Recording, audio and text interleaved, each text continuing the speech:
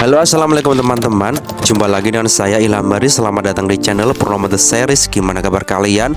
Semoga selalu sehat dan baik-baik saja ya. Kali ini kita akan meneruskan merangkum spoiler Wudong Qiankun atau Martial Universe Season 10 episode 37 ya guys. Dan gak usah berlama-lama lagi, langsung saja gas cuy. Cerita berlanjut. Di tengah perjalanan Lindong bersama Duan Tao dan rekan lainnya, mereka akhirnya tiba di wilayah ini setelah perjalanan panjang yang melewati berbagai macam medan.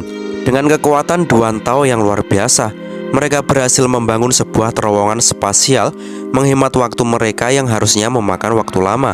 Namun, ketika mereka akhirnya memasuki wilayah naga, Lindong merasa terkejut oleh kehadiran energi yang begitu kuat di sekitar mereka. Duan Tao dengan senyum lebar menyatakan bahwa hanya suku naga yang memiliki hak untuk berada di wilayah ini dan tidak ada suku lain yang diizinkan mendekati dalam radius 100.000 mil. Ini menunjukkan betapa besar dan kuatnya suku naga di dunia binatang iblis. Lindong meskipun terkesan tidak dapat menghindari pemikiran tentang bagaimana dominasi seperti itu dapat terjadi. Saat mereka melanjutkan perjalanan lebih dalam ke wilayah ini, Lindong semakin kagum pada keindahan dan kedalaman wilayah naga. Mereka melewati berbagai formasi alam yang menakjubkan dan semakin mendekati pusat suku naga. Namun, perjalanan mereka tidak semulus yang dibayangkan. Setibanya di depan, sebuah penghalang yang tampaknya tidak terlihat, Duan Tao harus memanfaatkan kemampuan istimewa miliknya untuk membuka celah yang ada. Dengan satu gerakan tangan, Duan Tao menciptakan cahaya yang menyatu membentuk sebuah totem naga hidup yang begitu kuat. Dan dalam sekejap, penghalang itu terpecah. Lindong merasakan ledakan besar energi Yuan alami yang memancar begitu kuat dari dalam, menyebabkan dia sedikit terkejut dan merasa seolah-olah kekuatan Yuan ini lebih padat daripada apa yang pernah dia rasakan sebelumnya. Begitu mereka berhasil melewati celah itu, Lindong merasa tubuhnya semakin berat akibat pengaruh kuat dari kekuatan Yuan di dalam wilayah ini. Dia bisa merasakan bagaimana kekuatan Yuan yang padat bisa mempengaruhi kecepatan dan gerakan seseorang. Tanah di bawah mereka dipenuhi oleh pohon-pohon raksasa yang lebih besar dari apapun yang pernah dia lihat. Seolah-olah mereka adalah makhluk hidup yang menyerap dan mengeluarkan kekuatan Yuan secara terus-menerus, menciptakan lingkaran kekuatan yang tak terbatas. Duan Tao kemudian menjelaskan kepada Lindong tentang pohon-pohon Yuan yang ada di sini, yang merupakan pohon-pohon dewa kuno yang memiliki kemampuan luar biasa untuk menghasilkan kekuatan Yuan tanpa henti. Lindong yang telah mendengar tentang pohon kuno Yuan abadi sebelumnya, kini menyadari bahwa pohon-pohon ini jauh lebih luar biasa dengan jumlah dan kekuatan yang mengagumkan. Saat mereka melanjutkan perjalanan ke dalam lebih jauh, Lindong dapat melihat berbagai formasi penjagaan yang mengelilingi suku naga. Salah satu formasi yang paling mencolok adalah formasi kekosongan besar ilahi, sebuah formasi pertahanan yang begitu kuat sehingga bahkan Raja-Raja Yimo pun tidak dapat menghadapinya. Lindong merasa terkejut dan kagum pada kekuatan formasi ini, yang jelas merupakan warisan dari zaman kuno. Duan Tao menjelaskan bahwa formasi ini bukan diciptakan oleh suku naga, melainkan oleh seorang guru yang telah lama meninggal. Formasi ini akhirnya diberikan kepada suku naga sebagai bagian dari kekuatan pelindung mereka. Lindong mendengarkan dengan penuh perhatian, dan saat dia merenungkan cerita ini, suara Yan, suara misterius yang sering membimbingnya, tiba-tiba terdengar di dalam pikirannya.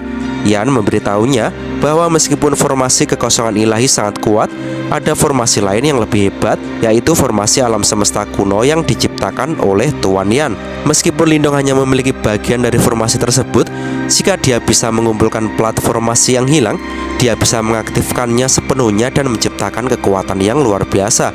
Namun, perjalanan mereka tidak berakhir di sana. Saat mereka semakin dekat dengan pusat suku naga, Lindong mulai merasakan kehadiran yang tidak biasa. Sebuah aura hitam samar mulai memancar dari tanah di bawah mereka. Itu adalah Qi Yimo yang sudah dikenal oleh Lindong. Di saat yang sama, simbol kuno yang ada di tubuhnya mulai bergetar, menunjukkan bahwa ada sesuatu yang berkaitan dengan simbol kuno lainnya. Tak lama setelah itu, lebih dari selusin sosok muncul di depan mereka, dan seorang wanita muda dengan pakaian hitam muncul di hadapan mereka. Dia tampaknya cukup mengenal Lindong dan bahkan menunjukkan sedikit sikap tidak ramah. Wanita itu, yang disebut Xin kecil oleh Duan Tao, tampaknya merasa sedikit terkejut dan bahkan meremehkan Lindong. Namun, Duan Tao segera memperkenalkan Lindong sebagai orang yang diundang oleh tetua Kingzi untuk membantu menyelesaikan masalah yang sedang dihadapi oleh suku naga. Dengan perkenalan tersebut, Para sosok di sekitar Shin kecil mulai memperhatikan Lindong dengan rasa ingin tahu. Namun, kata-kata Shin kecil yang meremehkan Lindong tidak bisa disembunyikan. Lindong yang merasakan adanya kecemburuan dan persaingan dalam sikap wanita itu hanya bisa tersenyum sambil merasa sedikit geli dengan situasi tersebut. Wanita itu menilai bahwa Lindong hanya berada di ranah awal kematian mendalam dan ia merasa skeptis terhadap kemampuan Lindong untuk menyelesaikan masalah yang mereka hadapi. Namun, Lindong tetap tenang, menjelaskan bahwa kekuatan saja tidak cukup untuk menyelesaikan masalah mereka. Sebaliknya, ia menunjukkan bahwa pendekatan yang lebih bijak dan terencana lebih dibutuhkan. Meskipun ia tidak marah atau tersinggung oleh sikap wanita itu, wanita muda itu, meskipun keras kepala, memiliki rasa hormat tersembunyi terhadap Lindong, bahkan jika ia tidak ingin mengakui hal itu. Sebelum pergi, ia meninggalkan kata-kata yang menunjukkan bahwa ia berharap Lindong benar-benar bisa menyelesaikan masalah mereka, meskipun masih meragukannya.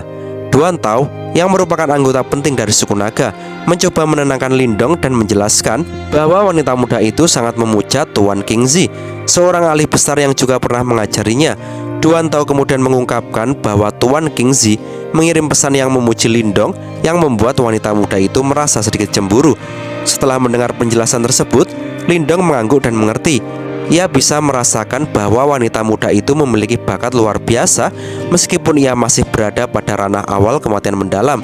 Lindong tidak terlalu menganggapnya serius, tetapi ia menyadari bahwa masalah yang dihadapi suku naga jauh lebih besar dari yang bisa dibayangkan. Duan Tao kemudian mengarahkan Lindong menuju pemimpin suku naga yang sudah menunggu kedatangannya. Selama perjalanan, Lindong merasakan kekuatan tersembunyi yang mengawasi setiap langkahnya.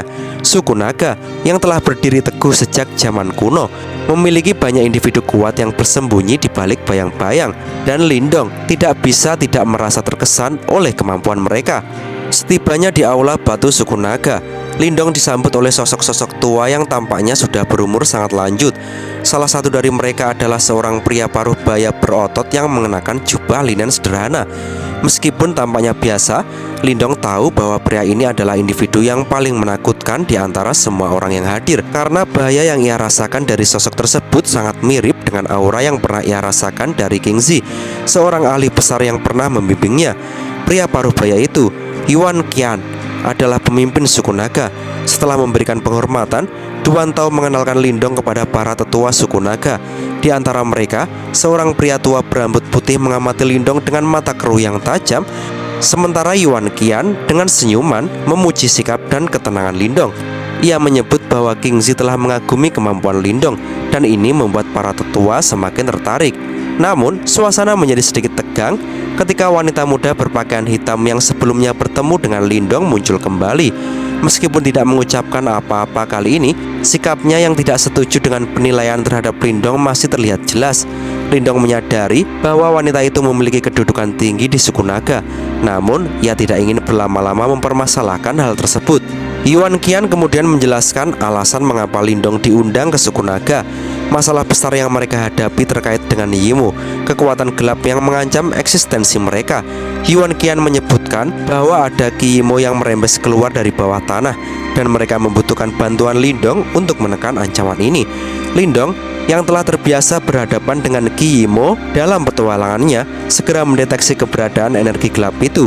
Dengan kepekaannya yang luar biasa, ia mengetahui bahwa Qi Yimo yang ada di wilayah ini lebih besar dari yang pernah ia temui sebelumnya. Yuan Qian kemudian menjelaskan bahwa di bawah wilayah naga terdapat sebuah penjara kuno yang dikenal dengan nama Penjara Penindas Iblis, tempat di mana sejumlah besar Yimo disegel. Bahkan lebih mengerikan, ada lebih dari 10 Raja Yimo yang terkurung di sana. Namun, meskipun suku naga telah menjaga penjara tersebut dengan bantuan garis keturunan naga mereka, 100 tahun yang lalu, Yuan Qian membuat kesalahan besar. Ia menyerap kekuatan garis keturunan naga untuk melangkah ke ranah reinkarnasi. Tetapi akibatnya, ia meninggalkan celah dalam formasi penindasan.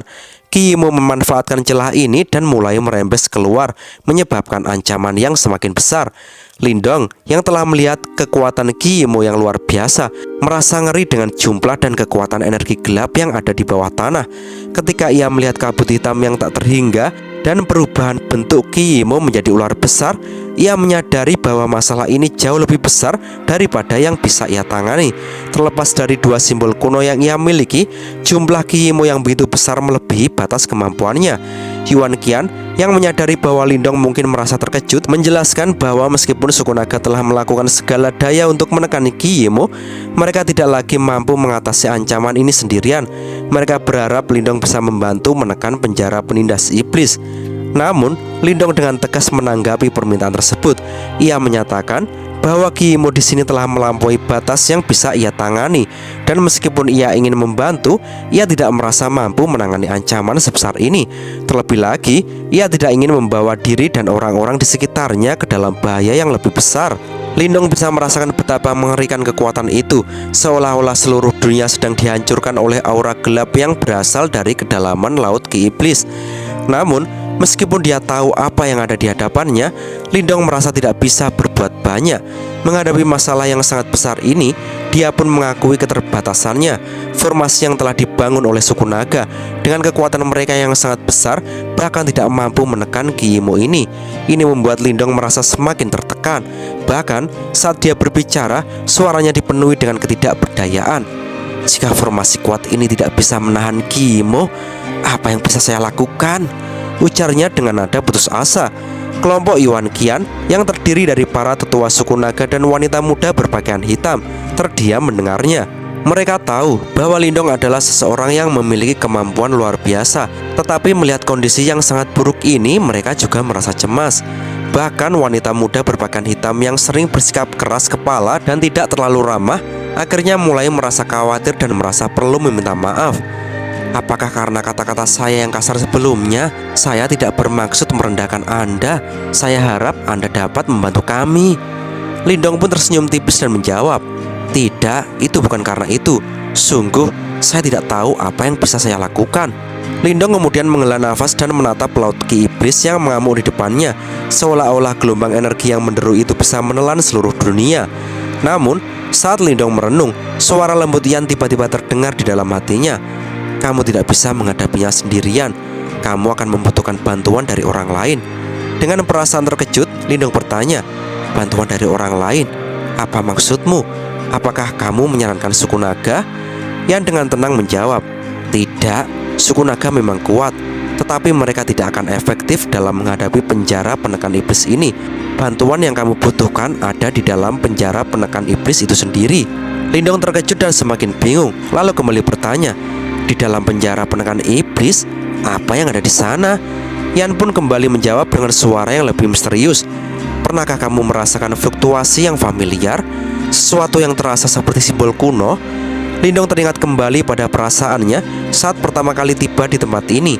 Ia memang merasakan adanya getaran yang tidak biasa, meskipun sangat samar. Fluktuasi itu mirip dengan aura simbol kuno dan Lindong terkejut mendengarnya. Dengan perasaan bingung, Lindong pun bertanya-tanya, simbol kuno kegelapan? Lalu, Lindong mencoba mengingat kembali ingatannya tentang simbol kuno yang dimiliki oleh kepala aula kegelapan dan bagaimana King Tan pernah memiliki versi palsunya.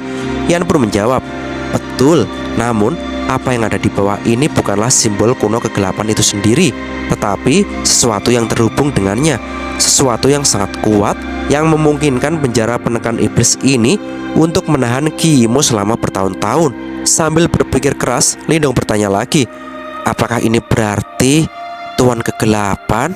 Lindong menyebut nama yang legendaris itu dengan suara berbisik, master kegelapan kuno yang selalu dikaitkan dengan kekuatan yang sangat besar dan simbol kuno kegelapan. Dengan tenang, Yan menjawab, benar, mungkin dia masih tidur, tetapi jika kamu bisa menemukannya, dia bisa membantu menyelesaikan masalah ini. Hanya dengan bantuannya, masalah yang dihadapi suku naga bisa teratasi.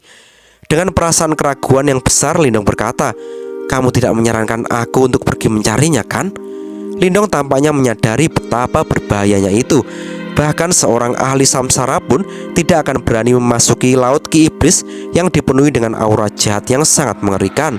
Yan menjawab lagi dengan tenang, jika kamu tidak menemukannya, tidak ada cara lain. penjara penekan iblis ini sangat berbahaya. Semakin lama dibiarkan, semakin besar ancamannya. Dan jika kekuatan jahat ini berhasil merembes keluar, bukan hanya suku naga yang akan terkena dampaknya, tetapi semua orang yang mengendalikan simbol kuno. Lindong pun sontak terdiam. Apa yang dikatakan Yan benar, dan tanpa ada pilihan lain, dia merasa terpaksa untuk turun ke bawah. Dengan berat hati Lindong bergumam, jika itu satu-satunya cara, tapi saya tidak bisa melakukannya sendirian. Yan dengan tegas berkata, aku akan menjaga kamu. Kamu memiliki 2 simbol kuno dan saya di sisimu. Kamu tidak perlu khawatir tentang Kiimo. Lindong menarik nafas panjang dan akhirnya memutuskan untuk melangkah maju. Dia menatap laut Ki Iblis yang mengerikan itu, merasa beban berat di hatinya. Dengan tekad yang kuat, dia menatap Yuan Qian dan yang lainnya yang masih berharap ada solusi untuk masalah besar ini. Lindong kemudian berkata, pemimpin suku Yuan Qian, sepertinya saya harus turun untuk mencari orang penting yang ada di bawah penjara penekan iblis. Hanya dengan menemukannya, kita bisa menyelesaikan masalah ini. Yuan Qian yang mendengar kata-kata Lindong terkejut dan merasa cemas. Turun? Tapi itu terlalu berbahaya. Bahkan dengan kekuatanku, aku harus sangat berhati-hati di sana. Lindong pun tersenyum kecil sambil menanggapi, tenang saja, saya punya cara untuk melindungi diri saya sendiri. Jika saya tidak menemukan orang itu, tidak ada yang bisa dilakukan. Setelah beberapa saat berpikir, Yuan Qian akhirnya menyerahkan sebuah benda berbentuk sisik naga kepada Lindong sambil berkata, gunakan ini untuk perlindungan. Jika kamu berada dalam bahaya, hancurkan benda ini. Saya akan datang untuk membantumu. Lindong pun mengangguk dan mencoba berterima kasih. Terima kasih, saya akan melakukannya. Dengan itu, Lindong mempersiapkan dirinya untuk perjalanan berbahaya itu. Cahaya hitam dan kilat menyelimuti tubuhnya, membentuk penghalang pelindung di sekelilingnya. 2 simbol kuno berputar di sekitar tubuhnya, menunjukkan kekuatan luar biasa yang ia miliki. Melihat ini, para tetua suku naga mulai menyadari betapa luar biasanya Lindong. Mereka tidak tahu bahwa dia memiliki 2 simbol kuno yang hebat. Yuan Qian kemudian berkata dengan suara rendah, berharap bahwa Lindong dapat menyelesaikan masalah ini.